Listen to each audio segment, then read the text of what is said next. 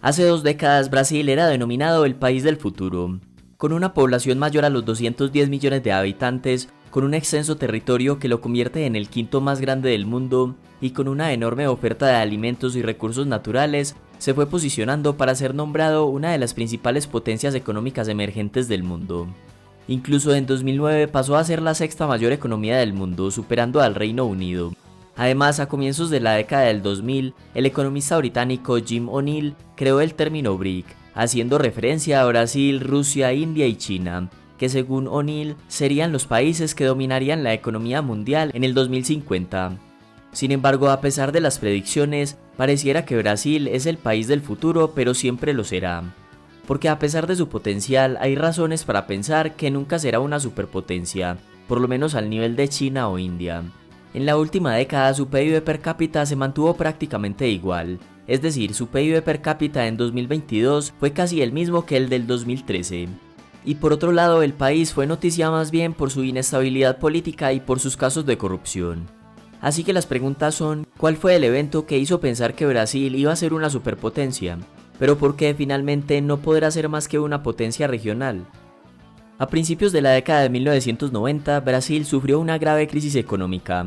La inflación llegó a un máximo de 2.947% y el país entró en recesión económica. La tasa de desempleo subió y, tal como experimentaron otros países latinoamericanos, Brasil tuvo grandes problemas de liquidez para sostener su gasto público. Pero todos estos problemas motivaron al gobierno a llevar a cabo privatizaciones de empresas estatales en la industria minera, siderúrgica, petroquímica y de telecomunicaciones, lo cual dio lugar al aumento de la inversión extranjera. Se controló la inflación y la economía creció de nuevo. Pero lo que puso a Brasil en la visión de muchos economistas para denominarla como una superpotencia emergente fue el descubrimiento en aguas brasileñas de un gigante yacimiento de petróleo de 30.000 millones de barriles de crudo. Para tener una idea, las reservas de un gran exportador de petróleo como México ronda los 8.000 millones de barriles, de manera que este descubrimiento fue un punto de quiebre en la historia brasileña. De hecho, el presidente de la época, Lula da Silva, calificó este yacimiento como un billete de lotería premiado y como una segunda independencia para Brasil.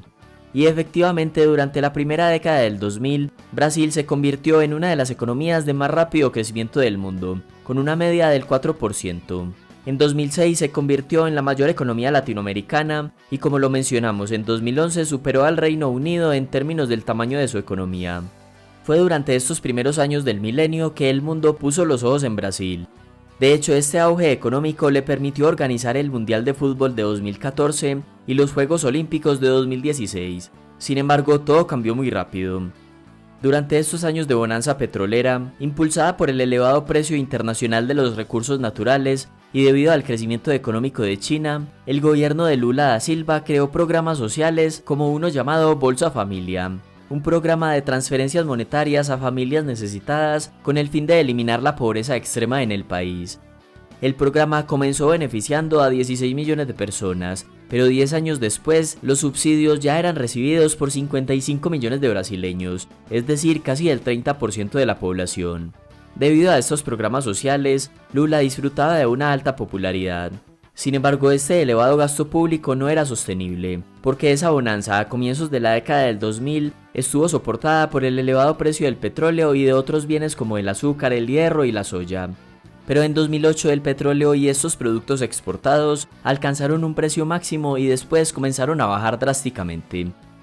Casi de inmediato quedó claro que la economía en realidad no se basaba en otra cosa más que en exportar productos básicos y beneficiarse de su creciente precio. Y cuando la demanda por estos productos cayó, quedó claro que el país no iba a dar ese salto al desarrollo, dándole paso a otras industrias de alto valor agregado. Porque por un lado destinaron el exceso de ingresos a subsidios monetarios directos a un número cada vez mayor de personas, y por otro lado, cuando pasó el auge económico, en lugar de recortar gastos, la presidenta de Brasil de la época, Dilma Rousseff, hizo exactamente lo contrario y empezó a gastar más que nunca, pues aumentó las pensiones y amplió los programas sociales, y como disminuyeron los ingresos se generó un déficit fiscal, que para el 2015 alcanzó un máximo del 7.8%, el más alto entre los países de la OCDE. Y para cubrir ese déficit, el gobierno optó por aumentar la deuda. Además de la deuda pública, la inflación también comenzó a crecer rápidamente, y en medio de la inestabilidad, las calificadoras de riesgo le quitaron el grado de inversión al país, es decir, lo consideraban más riesgoso para prestarle dinero y para invertir. Como resultado, la economía del país estaba estancada, lo que provocó un aumento del desempleo, mientras que la impopularidad de Dilma Rousseff aumentaba al 71%.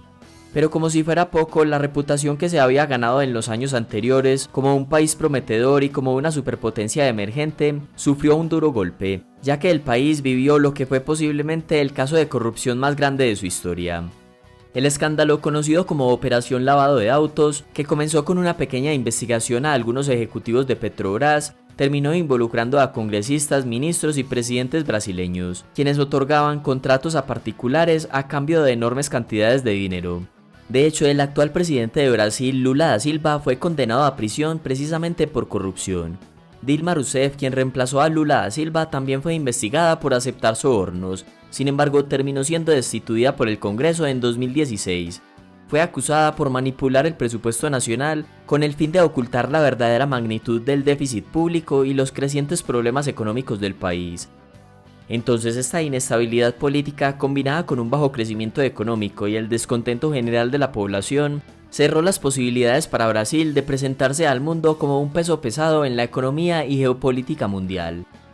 Por lo tanto, Brasil es un caso más de un país latinoamericano que tiene el potencial y los recursos para dar el salto al desarrollo, pero que cuando llegan las épocas de bonanza destinan los recursos a comprar a los votantes por medio de subsidios. De modo que Brasil parece estar condenado a ser, en el mejor de los casos, una potencia regional, porque aparte de que su economía no creció tal como se esperaba, tampoco tiene un gran poderío militar.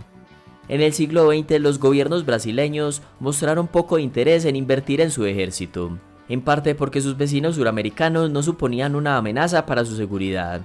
Su atención a la seguridad se ha centrado en el crimen organizado interno. Esto no significa que sus fuerzas militares sean pequeñas o débiles. De hecho, según el sitio web Global Firepower, el ejército brasileño ocupa el 12º lugar en el mundo, el cual es un lugar respetable, pero sí le impide adquirir un mayor compromiso a nivel mundial. Otro punto que desfavorece a Brasil es su idioma, que es apenas el 8º más hablado del mundo, lo cual se convierte en un obstáculo adicional para tener mayor influencia global. Probablemente se siga hablando en el futuro sobre la idea de que Brasil pueda convertirse en superpotencia, aunque tampoco es una idea reciente. Durante la fundación de la ONU en 1945, el presidente estadounidense Franklin Roosevelt pensó que Brasil podía recibir un puesto permanente en el Consejo de Seguridad de la ONU, junto con Estados Unidos, Reino Unido, Rusia, China y más tarde Francia. El objetivo de proponer a Brasil fue el de distribuir el rol de la seguridad en el continente americano, librando a Estados Unidos de tener que intervenir militarmente en todo el hemisferio occidental. Sin embargo, la propuesta fue rechazada por otros países y por los mismos consejeros del presidente Roosevelt. Así que es probable que Brasil siga siendo una potencia latinoamericana, pero su arraigada corrupción, inestabilidad política y los frecuentes gobiernos fiscalmente irresponsables hace que sea difícil que el país tenga mucha más influencia mundial de la que tiene actualmente. Hasta acá el video y muchas gracias por llegar al final.